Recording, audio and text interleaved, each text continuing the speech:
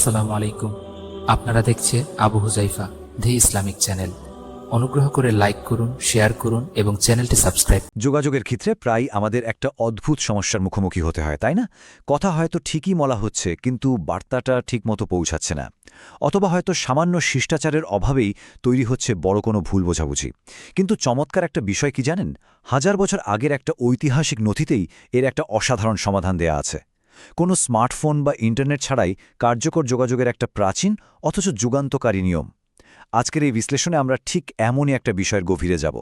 আমরা দেখব কিভাবে একটা সুনির্দিষ্ট ঐতিহাসিক পাঠ্য আমাদের কার্যকর যোগাযোগ এবং শিষ্টাচারের প্রাচীন কিন্তু দারুণ প্রাসঙ্গিক কিছু নিয়ম শেখায়। এটি এমন একটা নথি যা শত শত বছর ধরে সংরক্ষিত, বিভিন্ন ভাষায় অনুদিত, আর আজকের এই আধুনিক ডিজিটাল যুগেও ঠিক সমানভাবে শিক্ষণীয়। তো চলুন মূল বিষয়ে ঢোকা যাক। সংখ্যাটা হল ৩। খুব সাধারণ একটা সংখ্যা, ঠিক না? কিন্তু এই নথির গভীরে একটু নজর দিলেই দেখা যায় এই ৩ সংখ্যাটি আসলে একটা মূল গাণিতিক মোটিভ বা আচরণগত চাবিকাঠি হিসাবে কাজ করে। যে কোনো ভালো বা কার্যকর যোগাযোগের পেছনেই কিন্তু একটা কাঠামোগত পদ্ধতি থাকে, আর এই নথিতে সেই পদ্ধতির একেবারে কেন্দ্রবিন্দুতেই আছে এই ৩ সংখ্যাটি।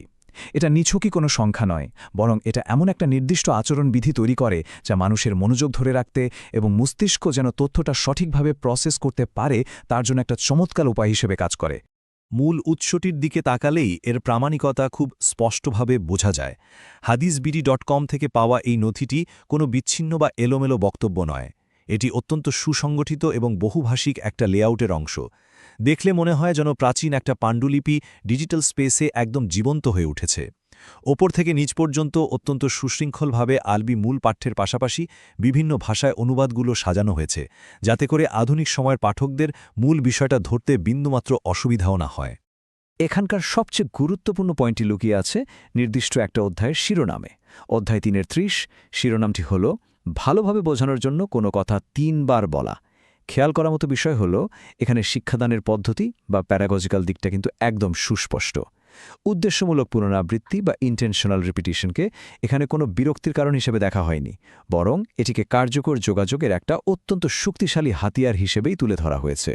মানে শুধু কথা বলে গেলেই তো আর হলো না, শ্রোতা যেন সেটা পুরোপুরি উপলব্ধি করতে পারে তা নিশ্চিত করাই হলো এই নিয়মের আসল উদ্দেশ্য।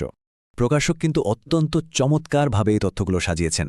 একদিকে প্রাচীন আরবি লিপি, আর ঠিক তার পাশেই রয়েছে ইংরেজি অনুবাদ। এই যে একটা কাঠামো, এটা মূলত দারুণ একটা ভাষাগত সেতু বা ব্রিজ হিসেবে কাজ করে। মূল আরবি লিপিটি এর ঐতিহাসিক এবং শাস্ত্রীয় ভিত্তিটাকে শক্তভাবে ধরে রাখে, আর ইংরেজি অনুবাদটি এটাকে পৌঁছা দেয় বৈশ্বিক পাঠকদের কাছে। ঠিক এভাবেই প্রাচীন যুগের একটা শিষ্টাচারের নিয়ম আধুনিক যুগের মানুষের কাছেও একেবারে অবিকৃত অবস্থায় এসে পৌঁছাতে পারছে। শুধু ইংরেজিই নয়, নথির আরেকটি অত্যন্ত আকর্ষণীয় দিক হল এর বাংলা অনুবাদের অন্তর্ভুক্তি। একটা বৈশ্বিক পাঠ্য কিভাবে নির্দিষ্ট সংস্কৃতির মানুষের কাছে একেবারে তাদের নিজস্ব মাতৃভাষায় পৌঁছে যাচ্ছে, এটি তারই একটা চমৎকার প্রমাণ। বাংলা ভাষার এই সুগঠিত লেআউট বুঝিয়ে দেয় যে এই নথির আবেদন আসলে কোনো নির্দিষ্ট ভৌগোলিক সীমানায় আটকে নেই। ক্রস কালচারাল বা আন্তঃসাংস্কৃতিক পরিমণ্ডলেও এই প্রাচীন নিয়মগুলো ঠিক সমানভাবে মূল্যবান এবং প্রাসঙ্গিক। এবার সরাসরি মূল পাঠ্যটাতে একটু নজর দেওয়া যাক। আনাস রাদিয়াল্লাহু আনহু কর্তৃক বর্ণিত এই হাদিসটির বাংলা অনুবাদটি হল ঠিক এরকম। নবী সাল্লাল্লাহু আলাইহি ওয়াসাল্লাম যখন কোনো কথা বলতেন তখন তা বুঝে নেয়ার জন্য ৩ বার বলতেন, আর যখন তিনি কোনো গোত্রের নিকট এসে সালাম দিতেন তাদের প্রতি ৩ বার সালাম দিতেন। এই বাক্যটির গঠন সত্যিই অসাধারণ। এখানে দুটো সম্পূর্ণ আলাদা আচরণগত নিয়মের মধ্যে দারুণ একটা সমান্তরাল সম্পর্ক তৈরি করা হয়েছে, আর দুটো ক্ষেত্রেই সেই ৩ বার শব্দটির ওপর বিশেষ জোর দেওয়া হয়েছে। এই মূল বাক্যটিকে যদি আমরা একটু গভীরভাবে বিশ্লেষণ করি, তাহলে এর দুটো খুব স্পষ্ট অংশ পাওয়া যায়। একদিকে রয়েছে কোনো কথা বলা, অর্থাৎ মৌখিক যোগাযোগের সময় শ্রোতা যাতে সঠিকভাবে বুঝতে পারে তা নিশ্চিত করতে ৩ বার পুনরাবৃত্তি করা। আর ঠিক অন্যদিকে রয়েছে প্রবেশের অনুমতি চাওয়া, যা মূলত একটা শারীরিক শিষ্টাচার, যেখানে কারো ব্যক্তিগত পরিসরে ঢোকার আগে ৩ বার সালাম দেওয়া বা অনুমতি চাওয়ার কথা বলা হয়েছে। সহজ কথায় একটা হলো মানসিক বোঝাপড়া নিশ্চিত করা, আর অন্যটি হলো সামাজিক শিষ্টাচার বজায় রাখা। আর এই দুইয়ের কেন্দ্রেই কিন্তু রয়েছে সেই ৩-এর নিয়ম।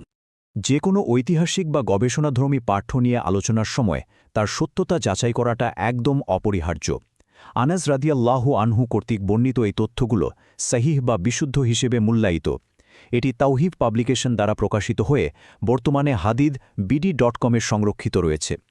প্রাচীন একটা নথির এই ধরনের ডিজিটাল ফুটপ্রিন্ট বা আনুষঙ্গিক মেটাডেটা পাঠ্যের বিশ্লেষণকে একটা অত্যন্ত সুনির্দিষ্ট ভিত্তি এনে দেয়, যা যেকোনো বস্তুনিষ্ঠ পর্যালোচনার জন্য খুবই জরুরি। আজকের এই কাঠামোগত বিশ্লেষণের একেবারে শেষ পর্যায়ে এসে একটা খুব গভীর প্রশ্নের মুখোমুখি হতে হয়। বর্তমানে আমরা এমন একটা পৃথিবীতে বাস করছি যেখানে যোগাযোগ বলতে আমরা বুঝি ইনস্ট্যান্ট মেসেজিং, দ্রুত রিপ্লাই আর এক লাইনের টেক্সট। এই আধুনিক এবং ভীষণ দ্রুতগতির যুগে যেখানে প্রায়শই তাড়াহুড়ো করতে গিয়ে আমরা একে অপরকে ভুল বুঝি, সেখানে এই পাঠ্যে বলা উদ্দেশ্যমূলক পুনরাবৃত্তি এবং ধৈর্য কি আমাদের নতুন কোনো পথ দেখাতে পারে? এই প্রাচীন 3 নিয়ম কি আমাদের এটা মনে করিয়ে দেয় না যে শুধু কথা বলে যাওয়াই যথেষ্ট নয়, বরং অন্যকে সঠিকভাবে বোঝানো এবং অপরের ব্যক্তিগত পরিসরকে সম্মান করার জন্য আমাদের একটু থামতে হয়, একটু ধৈর্য ধরতে হয়? বিষয়টা সত্যি গভীরভাবে ভেবে দেখার মতো।